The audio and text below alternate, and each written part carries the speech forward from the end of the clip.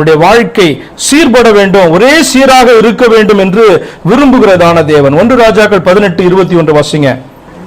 அப்போது எலியா, சகல ஜனத்தண்டைக்கும் வந்து நீங்கள் எந்த மட்டும் 2 நினைவுகளால் குந்தி குந்தி நடப்பீர்கள். கர்த்தர் தெய்வமானால் அவரை பின்பற்றுங்கள், பாகால் தெய்வமானால் அவனை பின்பற்றுங்கள் என்றான். ஜனங்கள் பிரதியுத்தரமாக அவனுக்கு ஒன்றும். இதேதான் நம்மளும் சொல்லிட்டு இருக்கோம். இயேசு தெய்வமானால் என்ன பண்ணுங்க, கர்த்தர் தெய்வமானால் அவரை மட்டும் பின்பற்று, இல்ல வேணாம்னா விட்டுடு, பாகால் பின்னாடி தான் போவேன்னா என்ன பண்ணு. இதே தான் பாத்தீங்கன்னா அன்னைக்கு நடந்தது, இன்னைக்கு நடந்துட்டு இருக்கு. கர்த்தர் தெய்வமானால் அவரை பின்பற்றுங்கள், பாகால் தான் தெய்வம்னு சொன்னா பாகாலை பின்பற்றுங்கள் என்று சொல்லி அதனால் தீர்க்கதரிசி சொன்னா என்ன பண்றாங்க, ஜனங்கள்லாம் அமைதியா இருக்கிறாங்க. ஏன்னா கர்த்தரையும் தெரியல, யாரை ஆராதிச்சுட்டு இருக்கிறோன்னு தெரியாத சூழ்நிலை அந்த நாளில் காணப்பட்டது. பாருங்க, கர்த்தர் தெய்வமானால் அவரை பின்பற்றுங்கள் அப்படின்னு சொன்னா 1 கொரிந்தியர் 6ஆம் அதிகாரம் 14வது வசனம் எடுங்களேன்.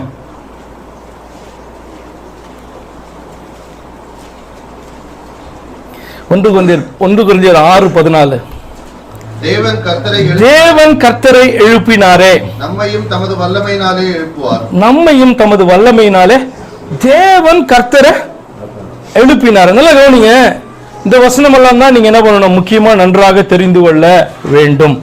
தேவன் கர்த்தரை, நான் சொன்னேன் நமக்கு ஒரே கர்த்தர் தான் இருக்க முடியும், அவர் மேல இருக்கவர் தான் நமக்காக வெளிப்பட்டார், ஆனா மேலேயே அவர் இருப்பாரு அப்படின்னு சொல்லி வசனங்களை நான் உங்களுக்கு காண்பிச்சு கொடுத்தேன் இல்லையா. இந்த வசனம் சொல்லுகிறது தேவன் கர்த்தரை எழுப்பினார். தேவன் வேற தானே, கர்த்தர் வேற தானே, தேவன் தேவன் எழுப்பல. அப்ப என்ன சொல்ல வருகிறார்கள் சொன்னா, இந்த தேவன் வேறொன்றும் இந்த கர்த்தர் வேறொருவர் என்று சொல்லியும் சொல்ல விரும்புகிறார்கள். சத்தியத்தை சொல்லிக் கொடுக்க விரும்பல, அவருக்கு பிதாவை உயர்த்த விரும்புறாங்களான்னு நினைச்சுக்காதீங்க. வேறொரு பிதாவை காண்பிச்சு, வேதத்துல இருக்கிற பிதாவை உங்களுக்கு காண்பித்து கொடுக்கவோ அவரை நீங்க தள்ளுறீங்க அப்படின்னு சொல்லவோ அவங்க விரும்பல. அவங்க விரும்புகிற காரியம் என்று சொன்னா தேவன் கர்த்தரை எழுப்பினார் என்ற வார்த்தை, தேவன் வேற ஒருத்தர், இயேசு வேற ஒருத்தர். நான் கேட்கிறேன், கர்த்தர் தெய்வமானா அவரை பின்பற்றுங்க, பாகால் தெய்வமானா ஏசாயா சொன்ன அதே வார்த்தை தான் இன்னைக்கும் தேவ ஜனங்களுக்கு முன்பாக ஆண்டவர் வைக்கிறதான வார்த்தை. இயேசு கிறிஸ்து தெய்வனா பின்பற்று, இல்லைன்னா விட்டுட்டு அவரை, அவர் தெய்வம் இல்லைன்னு சொல்லிட்டே போ, எங்களுக்கு அதை பத்தி பிரச்சனை கிடையாது. கர்த்தர் தெய்வமானால் கர்த்தரை பின்பற்றுங்க, பாகால் தெய்வம் நினைச்சா பாகால பின்பற்று. அப்ப தேவன் கர்த்தரை எழுப்பினார் அப்படின்னு சொன்னா தேவன் கர்த்தராக வெளிப்பட்டு இந்த மனுஷனை பாத்தீங்கன்னா கர்த்தர்னு சொல்லுது. ஏன் இந்த மனுஷனை கர்த்தர்னு வேதம் சொல்லுதுன்னு சொல்லி ஆராய்ந்து பாரு. அடுத்தது, இவர் சரீரத்தில் அடிக்கப்பட்ட பின்பு தேவன் எழுப்பினார்னா தேவன் என்றைக்கும் ஆவியா இருக்கிறவர், இந்த சரீரத்தை எழுப்ப அவர் வல்லவர், அதே போலதான் நம்மளையும் எழுப்ப அவர் வல்லவர் என்று சொல்லி பாத்தீங்கன்னா புரிந்து கொள்ளாதபடிக்கு இந்த தேவன் என்பவர் வேறு என்று சொல்லியும் கர்த்தர் என்று வேறு என்று சொல்லியும் சொல்லி கொடுக்க விரும்புகிற ஒரே நோக்கம் என்னன்னா, இயேசு தேவன் இல்லை அப்படின்னு என்ன பண்றாங்க, அறியாம சொல்றாங்க என்று சொல்லி அர்த்தம். அல்லது தேவன் வேற கர்த்தர் வேறன்னு சொல்ல விரும்புறாங்கன்னு அர்த்தம். அல்லது பிதா வேற குமாரன் வேறன்னு எதை சொன்னாங்கனாலும் அவர் என்ன பண்றாங்க, உங்களுடைய ரட்சிப்பின் வழியை அவர்கள் அடைக்கிறார்கள் என்று சொல்லி அர்த்தமாய் அது காணப்படுது. சரி பாருங்க, ஏசாயா 35:3 வசனம் பாருங்க. ஏசாயா 35:3. தளர்ந்த கைகளை திடப்படுத்தி தள்ளாடுகிற முழங்கால்களை பலப்படுத்துங்கள். டியூயல் ஃபார் ப்ராஃபஸி அப்படி சொல்லலாம். அப்படின்னு என்ன அர்த்தம், ரெட்டை தீர்க்க தரிசன, ரெட்டை அர்த்தம் உள்ள வசனம் கிடையாது, ரெட்டை தீர்க்க தரிசன நிறைவேறுதல். பாத்தீங்கன்னா அது இப்ப நடக்கும், பின்னாடி வருகிற நாட்கள்லயும் நடக்கும். அப்படிப்பட்டதான தீர்க்க தரிசனங்கள் வேதத்துல உண்டு. ஆண்டவர் எங்கேயும் பாத்தீங்க அப்படின்னா என்ன காரியத்தை சொல்ற, தளர்ந்த கைகளை திடப்படுத்தி தள்ளாடுகிற முழங்கால்களை. என்ன அர்த்தம், அவனுடைய கை பாத்தீங்கன்னா பலப்படுத்த சொல்றாரா, கீழே விழறா நிறுத்த சொல்றாரா, என்ன ஆவிக்குரிய அர்த்தம் அடுத்த வசனத்திலே அவர் சொல்றாரு பாருங்க. மனம் பதறுகிறவர்களை வாசிக்கலாம் 4ல இருந்து. மனம் பதறுகிறவர்களை பார்த்து நீங்கள் பயப்படாதிருங்கள், பயப்படாதீங்க, திடன் கொள்ளுங்க, கலங்காதீங்க, கன்ஃபியூஸ் ஆகாதீங்க. இதோ உங்கள் தேவன் நீதியை சரிக்கட்டவும் உங்கள் தேவன் பதிலளிக்கவும் வருவார். யார் வருவார், உங்கள் தேவன் நீதியை சரிக்கட்டவும் உங்கள் தேவன் பதிலளிக்கவும் வருவார். அவர் உங்களை, இப்படிதான் சொல்லப்பட்டிருக்கு, உன் தேவன் தான் நீதியை சரிக்கட்ட வருவாரு, உன்னுடைய தேவன் தான் உன்னை என்ன பண்ணுவாரு, ரட்சிப்பார் என்று சொல்லி தீர்க்க தரிசனமாய் அங்க சொல்லப்பட்டதான காரியம் நிறைவேறிச்சா? ஒரு பாட்டு நிறைவேறிடுச்சுன்னா நீங்க தொடர்ந்து வாசிங்க, எப்படி அந்த பாட்டு நிறைவேறி இருக்குன்னு அதுலயே உங்களுக்கு தெரியும். அப்பொழுது குருடரின் கண்கள் திறக்கப்பட்டு செவிடரின் செவிகள் திறவுண்டு போகும். பரலோகத்துல குருடருடைய கண்ணை திறந்து செவியெல்லாம் திறக்க வேண்டிய அவசியம் கிடையாது. உங்களுக்கு தெரியும் இது எப்ப? யோவான் நீர் யார், நீர் தான் கிறிஸ்துவா, வர காத்திருக்கணுமான்னு சொன்ன இயேசு சொல்லி அனுப்புற, நீங்க பார்க்கிறத நீ போய் என்ன பண்ணு கேளு. குருடருடைய கண் திறக்கப்படுகிறத, செவிடருடைய காதுகள் திறக்கப்படுகிறத, முடமா இருக்கிற நடக்கிறதெல்லாம் பார்க்கறல்ல, போய் அங்க சொல்லு அப்படின்னு சொல்லிட்டு யோவான் இடத்துல அவனுடைய சீசல் இடத்துல சொல்லி அனுப்புவார். பாருங்க, அப்பொழுது குருடரின் கண் திறக்கப்பட்டு செவிடரின் செவிகள், எப்ப?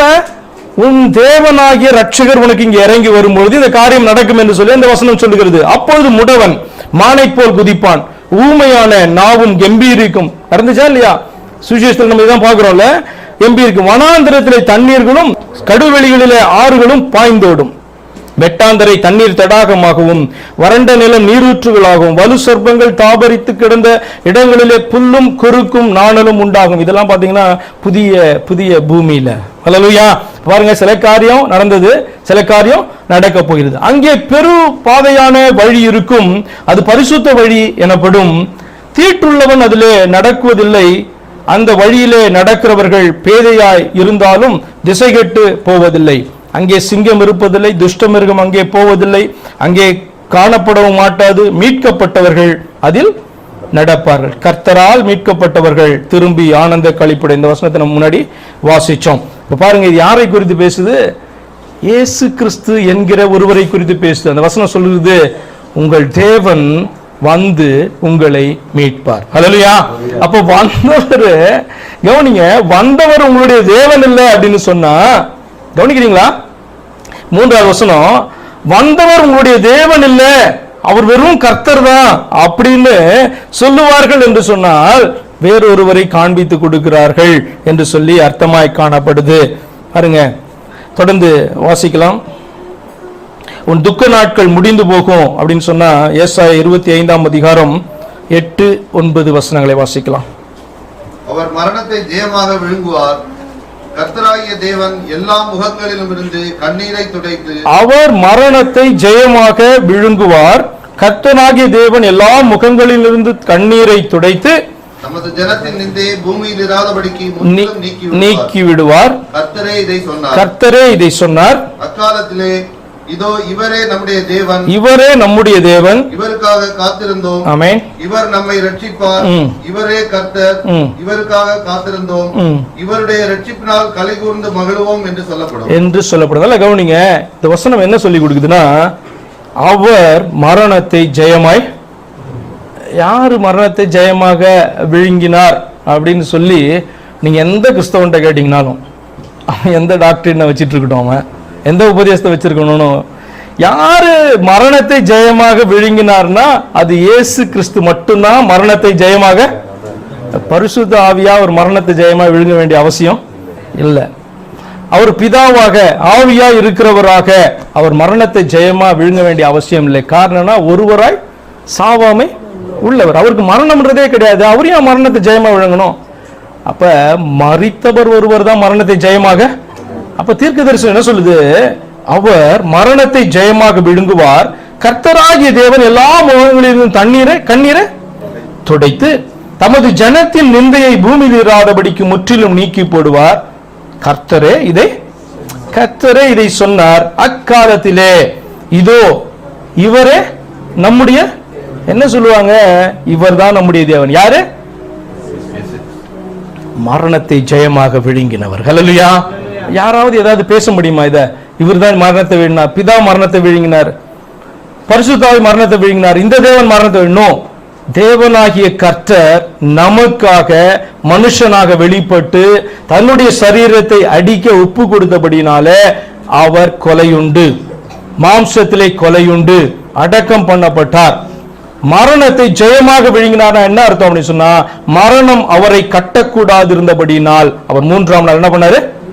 உயிர்த்தெழுந்தார். அப்ப மரணத்தை ஜெயமாக விழுங்கின ஒருவர் இயேசு கிறிஸ்து மட்டுமே, அவர் மட்டுமே மெய் தேவன் ஏன் நான் சொல்றேன்னா, வசனம் அப்படி சொல்லுகிறது. என்ன சொல்லுதுன்னா, கர்த்தரே இதை சொன்னாராம். அந்த நாளில என்ன சொல்லுவாங்க, இவரே நம்முடைய தேவன். ஹல்லேலூயா. இவர்தான் எனக்காக வந்து மரிச்சார் இல்லையா, என்ன ரட்சித்தார்ல, இவரே நம்முடைய தேவன் என்று சொல்லி பாத்தீங்கன்னா சொல்லுவாங்க. இவருக்காக காத்திருந்தோம், இவர் நம்மை ரட்சிப்பார், இவரே கர்த்தர், இவருக்காக காத்திருந்த ரட்சிப்பினால் கலிகூர்ந்து மகிழ்வோம் என்று சொல்லப்படும். நடந்துச்சா இந்த காரியம் அப்படின்னு சொன்னா, அவர் நமக்காக மரிச்சது நடந்துருச்சு. அல்லேலூயா. அவர் உயிரோடு எழுந்ததும் நடந்துருச்சு. அதனாலதான் நம்ம அறிவித்து கொண்டிருக்கிறோம், இவர் மட்டும்தான் மெய்யான தேவன் என்று சொல்லி. அல்லேலூயா. இயேசு கிறிஸ்து மட்டும்தான் மெய்யான தேவன் சொல்லி அறிவிக்கிற காரணம் என்னன்னா, இதனுடைய ஒரு பகுதி நடந்து முடிந்து விட்டது. மரணத்தை அவர் ஜெயமாக விழுங்கினார். சரி, மரணத்தை ஜெயமாக விழுங்குவார் அப்படின்னு சொல்றதான காரியம் பாருங்க. அப்போஸ்தலர் 26:23.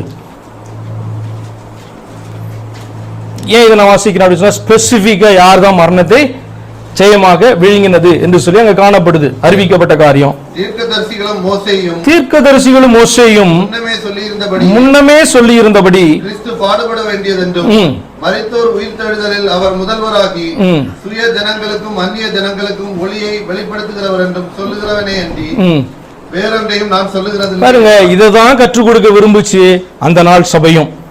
இந்த நாள் சபையும் பாத்தீங்கன்னா எதை தான் கற்றுக் கொடுக்கணும், எதை தான் சொல்லிக் கொடுக்கணும், ஜனங்களுக்கு விளங்க பண்ணணும் அப்படின்னு சொன்னா, தீர்க்கதரிசிகளும் மோசேயும் முன்னமே சொல்லி இருந்தபடி கிறிஸ்து பாடுபட வேண்டியதும் மரித்தோர் உயிர்த்தெழுதலிருந்து முதல்ல எழுந்திருக்கிறதான ஒருவராய் அவர் இருக்க வேண்டும் என்று சொல்லிதான் பாத்தீங்க அப்படின்னு சொன்னா கிறிஸ்துவை குறித்து அறிவிக்கப்பட்டது. அதுதான் ஏசாயா சொன்னாரு, மரணத்தை ஜெயமாக விழுங்கின ஒருவருக்காய் காத்திருப்பாங்க, காத்திருந்து சொல்லுவாங்க, இவரே நம்முடைய தேவன், இவருக்காக காத்திருந்தோம், இவரே கர்த்தர், இவர் நம்மளை ரட்சிப்பார். இந்த விசுவாசம் நமக்குள்ள வந்தாதான் நம்ம ரட்சிப்படைய முடியுமே ஒழிய, ஏதோ ஒன்றை விசுவாசித்துக் கொண்டு ஏதோ தேவன் என்று பாத்தீங்கன்னா சொல்லி கொண்டிருக்கிற விசுவாசித்துக் கொண்டிருக்கிறது இல்ல.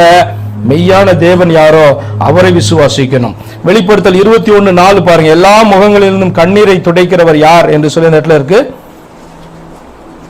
அவர்களுடைய கண்ணீர் யாவையும் தேவன் துடைப்பார். அவர்களுடைய கண்ணீர் யாவையும் தேவன் துடைப்பார். இனி மரணமும் இல்லை, துக்கமும் இல்லை, அலறுதலும் இல்லை, வருத்தமும் இல்லை, முந்தினவைகள் ஒழிந்து போயின என்று விளங்கும். ஹல்லேலூயா. வெளிப்படுத்தலுக்குள்ள போகும்போது வசனம் சொல்லுது, அவர்களுடைய கண்ணீர் யாவையும் யார் துடைப்பாவா? தேவன் துடைப்பார். ஏன்னா வேறொரு தேவன் கிடையாது. ஒரு தேவன் ஒருவர் தான், நம்மளை சிருஷ்டித்த பிதாவானவர். அவரை தான் தேவன் என்று சொல்லி வேதம் நமக்கு சொல்லிக் கொடுக்குது. ஆனா அப்ப நமக்கு கர்த்தராக வெளிப்பட்டவர் வேறொருவர் கிடையாது. அந்த தேவன் தான் நமக்காய் கர்த்தராய் வெளிப்பட்டு நம்முடைய கண்ணீரெல்லாம் துடைப்பார் என்று சொல்லி வேதம் நமக்கு வாக்குத்தத்தம் பண்ணுது. மாத்திரமல்ல, நித்திய வெளிச்சமாய் நமக்கு இருப்பார்னு சொன்னா என்ன அர்த்தம்? அவர் ஆதியிலிருந்து எப்பொழுதுமே மாறாதவராய் அவர் காணப்படுகிறார். எனக்காக இந்த பூமிக்குள்ளாக வந்தார். ஹல்லேலூயா. எனக்காக இந்த சேற்றில அவர் இறங்கினார். என்னை தூக்கி எடுக்கும்படியாய் என்னுடைய நிலைக்கு அவர் தாழ்த்தப்பட்டார். அவர் தன்னை தாழ்த்தினார். ஏன் நிலைமைக்கு வந்தாதான் அவர் என்ன மீட்க முடியும். அதுதான் தேவனுடைய அன்பு. ஹல்லேலூயா. இந்த அன்பை அவர் வெளிப்படுத்தினார். முதல் படிடுமா, இந்த அன்பை அவர் வெளிப்படுத்தினார். யார் மூலமாகவோ செய்வது பெரிய அன்பு கிடையாது. அது நம்ம மேல கன்சர்ன். ஒரு பாஸ் பாத்தீங்கன்னா யார் மூலமா ஒரு காரியத்தை செய்யலாம். ஆனா தகப்பனுடைய அன்பு என்று சொன்னா அது நமக்காக இறங்கி வருகிறதான அன்பு.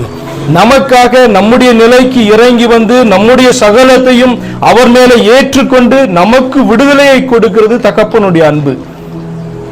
நான் திரும்பவும் சொல்றேன், இந்த உலகத்தினுடைய மனுஷனால தகப்பனால சில காரியங்களை செய்ய முடியாது. அதனால அவன் யாரை வைத்தாது செய்வான். என்னால இது முடியல, என் பிள்ளைக்கு உதவி செய்யறதுக்கு நீ உதவி செய்வியா கேட்பான். அந்தபடியான ஸ்தானத்திலேயே நீங்க உங்க தேவாதி தேவனை வைக்கிறீங்க. அவரால் செய்ய முடியாமையா இன்னொருவரை அனுப்பினார்? நம்முடைய சொந்த குமாரனை அவர் அனுப்பினார் என்பதுடைய அர்த்தம் என்னன்னா, அவரே நம்மை போல ஒரு மனிதனாக வெளிப்படுகிறதே அது குறிக்குது. அப்படி அவர் என்னுடைய ஸ்தானத்துல அவர் இறங்கி வந்து, என்னுடைய நிலைக்கு அவர் இறங்கி வந்து, அவர் பாத்தீங்கன்னா நான் சேத்துல இருந்தேன்னா அவரும் சேத்துல குதித்து அவர் என்னை தூக்கினார். ஹல்லேலூயா. நமக்காக பாவமானார், நமக்காக சாபமானார், நமக்காக மனிதனை போல காணப்பட்டார், நமக்காக அவமதிக்கப்பட்டார், நமக்காக அவர் துக்கப்பட்டார். நம்முடைய பாடுகளுக்கு எல்லாம் பாத்தீங்கன்னா கண்ணீர்களை துடைக்கும்படியாக அதெல்லாம் தன் மேல ஏற்றுக்கொண்டார் என்று சொல்லுகிற வார்த்தை சத்திய வார்த்தை என்று சொன்னால், கர்த்தராகிய இயேசு கிறிஸ்து மட்டுமே மெய்யான தேவன் என்பதை அறிந்து கொள்ள வேண்டும். அப்ப இந்த கர்த்தர் நம்மோடு கூட இந்த நாளிலும் வாசம் பண்ணுகிறபடினால் தான் அவர் சொல்றாரு, நான் உனக்கு நித்திய வெளிச்சமாயிருப்பேன். உன்னுடைய சூரியன் இனி அஸ்தமிப்பதும் இல்லை, உன்னுடைய சந்திரன் இனி மறைவதும் இல்லை. ஏனென்று சொன்னால் நமக்கு சூரியனும் சந்திரனும் நம்முடைய கர்த்தராகிய இயேசு கிறிஸ்துவே.